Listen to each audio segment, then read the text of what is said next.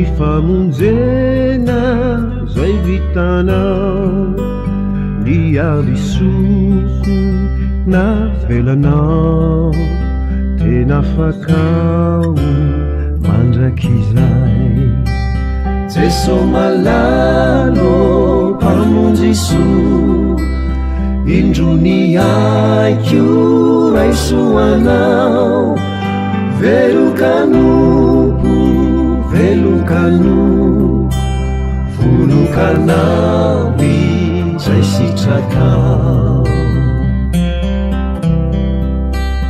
tano ny foko ry Jesosy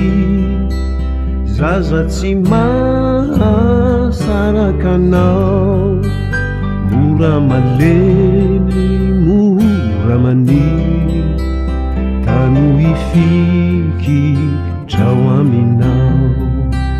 Jeso malalo pamonjy soa indro miaiko raisoanao velokanoko